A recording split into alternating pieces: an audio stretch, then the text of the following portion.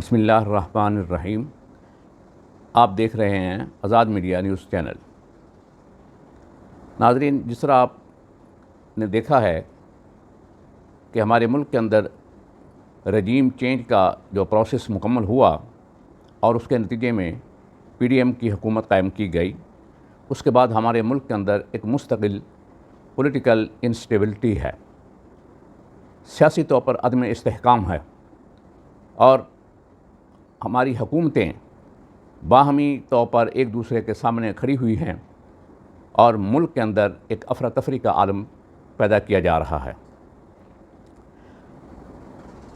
ان دنوں یہ خبریں بھی بڑی گردش کر رہی ہیں کہ میاں نواز شریف صاحب، جو کہ عدالت میں ایک بیان حلفی جمع کرانے کے بعد یہاں سے لندن بیٹھے ہوئے ہیں بھاگ کر، اور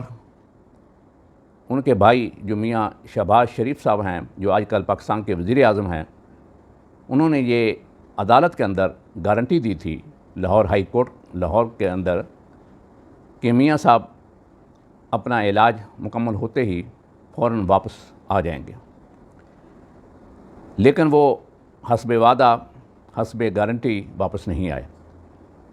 ان دنوں یہ خبر اڑائی جا رہی ہے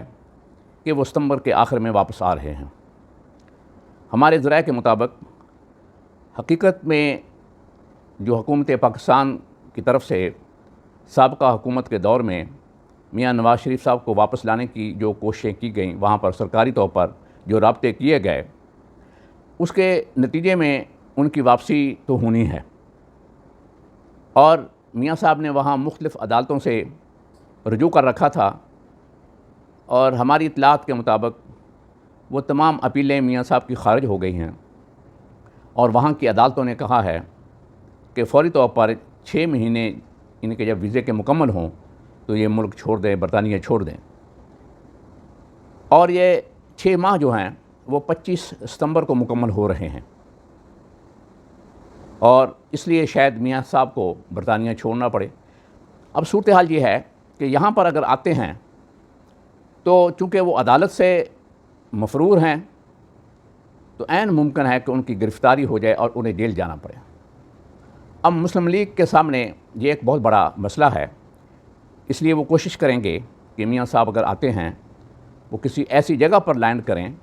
جہاں پر ان کی اپنی حکومت ہے اور انہیں کوئی گرفتاری کا خطرہ نہ ہو۔ بعض اطلاعات یہ تھیں کہ وہ کراچی میں لینڈ کریں، لیکن زیادہ تر خیال یہی ہے کہ وہ اسلام آباد ایئرپورٹ پر لینڈ کریں، اور وہاں آنے کے بعد وہ ہو سکتا ہے کہ اسلام آباد ہائی کورٹ سے حفاظتی ضمانت کے لیے رجوع کریں، وہاں سے حفاظتی ضمانت لینے کے بعد وہ باقی پروسیس کریں۔ بہرحال اگر وہ آ جاتے ہیں تو یہ ایک اچھی بات ہے، اور مسلم لیگ نون کے لیے بھی یہ اچھا ہوگا کہ وہ قانون کے سامنے اپنے آپ کو سرنڈر کریں۔ لیکن وفاقی حکومت جو کچھ اس وقت کر رہی ہے، اور ان کے کچھ وزراء، وہ ملک کے لیے بھی اچھا نہیں ہے اور ہمارے جو سیاسی حالات ہیں ان کے لیے بھی اچھا نہیں ہے۔ کہ جس طرح شہباز گل صاحب کو گرفتار کیا گیا، اگر ان کی کوئی بات قابل اعتراض تھی تو یقیناً ہم اس کو کوئی ڈیفینڈ نہیں کرتے، وہ قانون کے مطابق اس پر عمل کرنا چاہیے، لیکن ان کو گرفتار کرنے کے بعد جس طریقے سے گرفتار کیا گیا وہ بھی بڑا قابل اعتراض ہے۔ اور دوسرا یہ کہ ان کو گرفتار کرنے کے بعد ان کے اوپر جو جسمانی تشدد کیا گیا، یہ اور بہت بڑا ظلم ہے اور یہ زیادتی ہے، اور وہ ایک پڑھے لکھے انسان ہیں اور ایک یونیورسٹی میں ٹیچنگ کرتے رہے ہیں، تو ان کے ساتھ ایسا سلوک مناسب نہیں ہے، اور پھر ان کو ہتھ کڑیاں لگا کر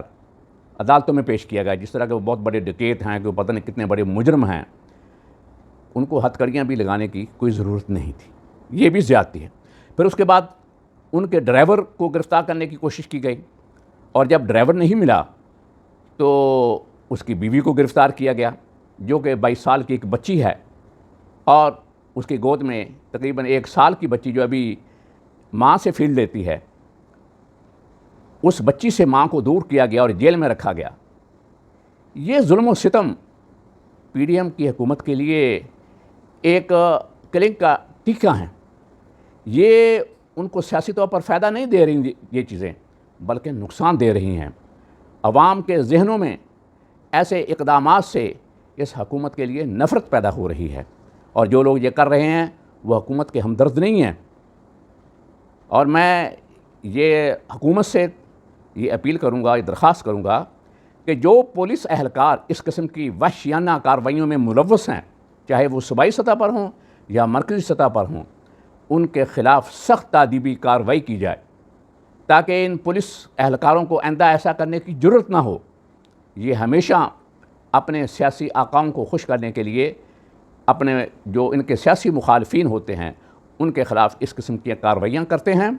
اور اس کے نتیجے میں یہ اپنی مراعات حاصل کرتے ہیں. دوسری طرف یہ اعلان کیا گیا کہ پاکستان میں IMF کا جو پروگرام ہے وہ شروع ہو چکا ہے، اور جس قسم کے معاہدے موجودہ حکومت نے IMF کے ساتھ کیے، اس کے نتیجے میں مہنگائی کا ایک طوفان برپا ہو گیا ہے.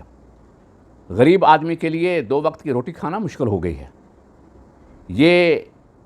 ابھی اس کی تفصیلات عوام کے سامنے نہیں آئیں، لیکن عوام اس کے نتائج ضرور دیکھ رہے ہیں. اب پٹرول دیکھیں کہ مزید مہنگا ہو گیا ہے. عالمی مارکیٹ میں تیل سستا ہو رہا ہے اور پاکستان میں مہنگا ہو رہا ہے، اور ابھی مزید مہنگا ہوگا. اس پر لیوی جو ہے وہ ابھی لگائی جانی ہے. ہر مہینے یا 15 دن کے بعد اس پر لیوی کا اضافہ کیا جائے گا اور پٹرول مہنگا ہوگا. اور اسی طرح IMF پروگرام کے تحت ہی بجلی گیس کی قیمتوں کے اندر بھی اضافہ ہوگا. اور جب ان چیزوں کے اندر اضافہ ہوگا تو ہر چیز کے اوپر، ہر چیز کی قیمت بڑھے گی، ہر چیز کے اوپر اضافہ ہوگا. تو یہ غریب لوگ کہاں جائیں گے؟ کس طرح اس ملک کے اندر وہ گزارا کریں گے؟ یہ صورتحال ایسی ہے کہ PDM ایک خاص ایجنڈے کے تحت اس ملک پر آئی ہے. ان کا پہلا مقصد یہ تھا کہ انہیں جو ملک کے اندر مقدمات ہیں ان سے انہیں نجات دی جائے. چنانچہ اس کے لیے انہوں نے اپنی مرضی سے قانون سازی کی ہے اور کچھ کر رہے ہیں، اور اپنے مقدمات ختم کرانے کی کوشش کر رہے ہیں. اور اسی کے نتیجے میں وہ عالمی طاقتوں کے جو ایجنڈے ہیں وہ بھی اس ملک کے اندر پورے کیے جا رہے ہیں. یہی نہیں بلکہ اور بہت سے ایسے واقعات ہیں اور ایسی اطلاعات ہیں کہ جن کا میں ابھی تک ذکر نہیں کرنا چاہتا، کہ جو اس ملک کے ساتھ، اس ملک کی سلامتی کے ساتھ کھلواڑ یہ لوگ کریں گے،